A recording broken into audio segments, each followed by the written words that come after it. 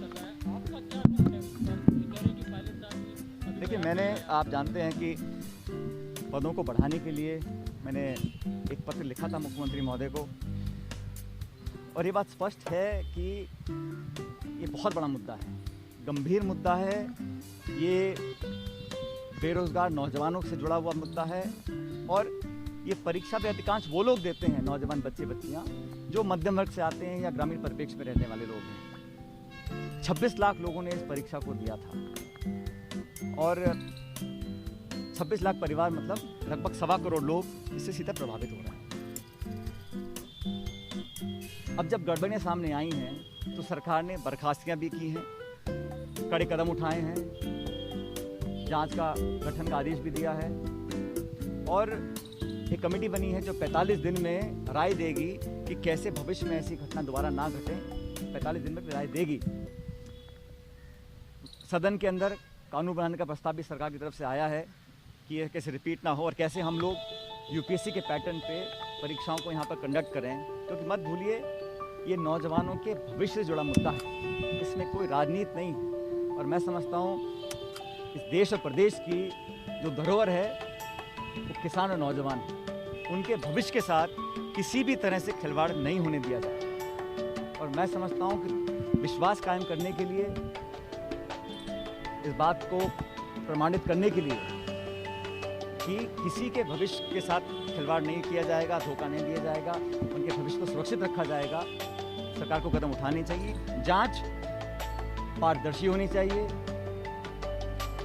समयबद्ध तरीके से होनी चाहिए, और अगर कोई भी दोषी पाया जाए, कोई कितने बड़े पद पर हो, कितना बड़ा प्रभावशाली व्यक्ति हो, उसका उदाहरण बनकर सबसे सख्त सजा मिलनी चाहिए।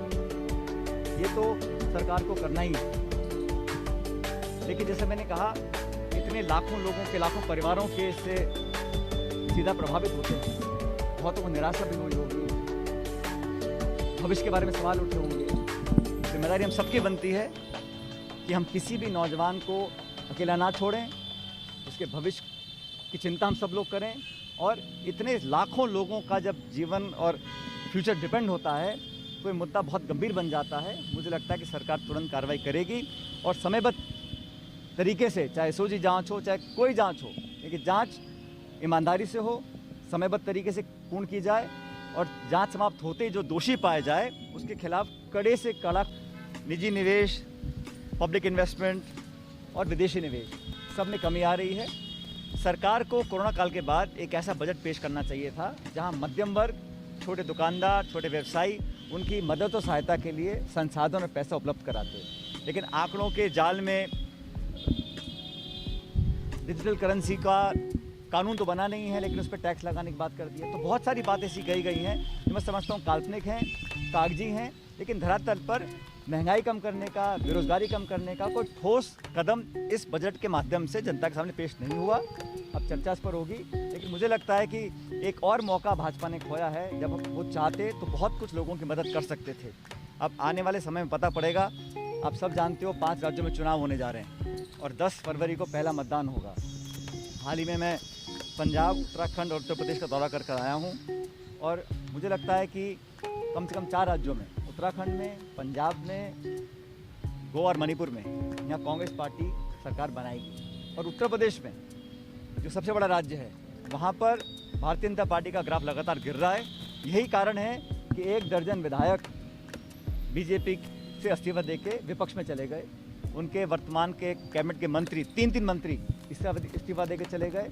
उत्तराखंड में भी उनके एक sitting cabinet minister Harak Singh Rawat साहब, वो भाजपा छोड़ के कांग्रेस में ज्वाइन कर गए हैं।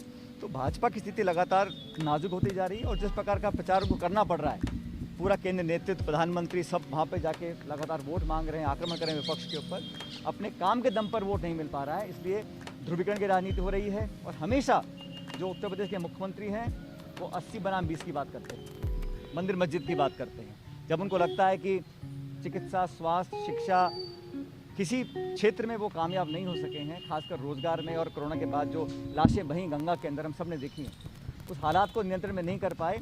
इसलिए अंत में जाके वो ध्रुवीकरण की राजनीति करते हैं, विवादित बयान देते हैं। और मुझे लग रहा है कि जनता बदलाव का मन बना चुकी है। और प्रियंका जी ने कांग्रेस के लिए जो पिछले 3 साल मेहनत करी है, चाहे हाथरस का मुद्दा हो, चाहे उन्नाव का मुद्दा हो, चाहे लखीमपुर खीरी का मुद्दा हो, जिन केंद्रीय मंत्री के पुत्र पर जो आरोप लगे थे उसका सामना करने के लिए, उस दुष्कर्म का, उस जो हत्या हुई थी, उस अपराध का सामना करने के लिए कांग्रेस कार्यकर्ता सामने आए थे। तो प्रियंका जी की मेहनत, हमने ब्लूप्रिंट तैयार किया है महिलाओं के लिए, किसानों के लिए, युवाओं के लिए। मुझे लगता है कि एक बेहतर विकल्प देने की स्थिति में कांग्रेस पार्टी है और सपा बसपा की सरकारों को पहले भी जनता देख चुकी है। परिणाम 10 मार्च को आएंगे, लेकिन मुझे लगता है कि कांग्रेस की स्थिति बहुत बेहतर रहेगी और जनता कांग्रेस को मौका देने का काम करेगी। भाई, भारत सरकार का 7 साल का कार्यकाल पूरा हुआ है और आज के बजट में जो बोला वो शायद महत्वपूर्ण हो सकता है, लेकिन जो नहीं बोला गया वो बहुत ज़्यादा महत्वपूर्ण है। गरीब, युवाओं और बेरोजगारों के बारे में एक शब्द भी वित्त मंत्री महोदय ने बोला नहीं। और बड़े आश्चर्य की बात है, जिस सरकार ने 5 वर्षीय योजना की पॉलिसी को समाप्त कर दिया, आज वो 25 साल की रूपरेखा हमारे सामने विवरण कर रहे हैं और अपने पिछले 7 साल के कार्यकाल का कोई लेखा जोखा, कोई उपलब्धि, कोई वाइट पेपर प्रस्तुत नहीं किया गया। 700 किसानों ने अपनी जान से हाथ खो दिए। ये 3 जो काले कृषि कानून बनाए थे उसको ज़बरदस्ती लागू करने का 1 साल सरकार ने समय खराब किया, किसानों पर आरोप लगाए, अत्याचार किया गया। और अब जब एमएसपी पर कानून बनाने की बात लोग कर रहे हैं, मुझे बड़ा दुख हुआ जब सरकार ने पिछले साल एमएसपी के लिए 2,42 लाख करोड़ का बजट रखा था, इस बार घटा के वो 2.37 लाख करोड़ कर दिया है। मतलब पिछली बार से कम प्रावधान रखा है बजट में एमएसपी पे खरीद करने के लिए। दूसरी तरफ चीन लगातार आक्रमण करते हुए हमारी सीमा के अंदर घुसता चला जा रहा है और जो डिफेंस का बजट था, जीडीपी का 2.6% पिछले साल था, इस साल 2.2 रख दिया गया है और 1,22,000 पद आज फौज में पद खाली पड़े हैं। 10,000 पद अफसरों के हैं जो भरे नहीं गए। तो लगातार हमारी सुरक्षा ढांचा को बजाय मजबूत करने के उसको कमज़ोर होने दिया जा रहा है। 2 करोड़ रोजगार देने का वादा इसी बीजेपी सरकार ने किया था, वो दूर दूर तक कहीं पूरा होता दिख नहीं रहा है। वित्तीय घाटा 6.8% हो गया और जो रेवेन्यू बढ़ा है ये खपत से नहीं बढ़ा है, ये दाम और जीएसटी बढ़े हैं इसलिए रेवेन्यू बढ़ा है। लोगों की जेब से पैसा गायब हो रहा है और नोटबंदी से पहले 17 लाख करोड़ रुपए की नकद करेंसी सर्कुलेशन में थी, जो आज बढ़ के 29 लाख हो गई। तो काला धन कहाँ समाप्त हो रहा है, ये आंकड़े सरकार को बताने चाहिए। और प्रधानमंत्री जी ने राजस्थान में जो ईस्टर्न कैनाल प्रोजेक्ट है उसके बारे में घोषणा की थी। आज इस बजट में एक बार फिर राजस्थान को जो ईस्टर्न कैनाल के लिए एक नेशनल प्रोजेक्ट डिक्लेयर करने की हम उम्मीद लगाए बैठे थे, राजस्थान के 25 सांसद भाजपा के हैं और प्रधानमंत्री जी ने वादा खुद राजस्थान की ज़मीन पर किया था। आज वित्त मंत्री महोदया के माध्यम से कोई घोषणा ईस्टर्न कैनाल प्रोजेक्ट के बारे में नहीं हुई। ये राजस्थान को बहुत बड़ा नुकसान उठाना पड़ रहा है। अब देखिए, बजट एक स्टेटमेंट ऑफ अकाउंट्स होता है, इसको आप कैसे भी पढ़ सकते हैं, लेकिन जो मंशा है, जो उसका फोकस है, वो मिसप्लेस्ड मुझे लगा। क्योंकि अभी सरकार के 3 साल बचे हुए हैं कार्यकाल के, वो चाहते तो इस बुरी स्थिति में लोगों को राहत देने का काम करना चाहिए और ये पॉलिसी स्टेटमेंट होता है सरकार का। इसमें आप सिर्फ आंकड़े पढ़ के सुना दें वो नाकाफ़ी है। तो सरकार का मुझे लगा नहीं कि इंटेंशन था कि ज़ख्म पर मरहम लगाएं या आज जो ऐतिहासिक रिकॉर्ड है हमारे यहाँ देश में बेरोज़गारी का, उस पर वो कुछ ऐसा कदम उठाएं ताकि लोगों को उम्मीद जगे। ऐसा कुछ बजट में दिखाई नहीं दिया।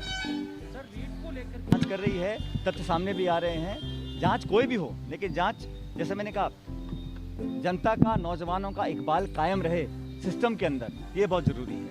और जांच कोई भी हो, लेकिन जांच जल्द हो और जांच होने के बाद ऐसा नहीं होना चाहिए कि जब ये मुद्दा सुर्खियों से हट जाए तब इस पर कार्रवाई ना हो।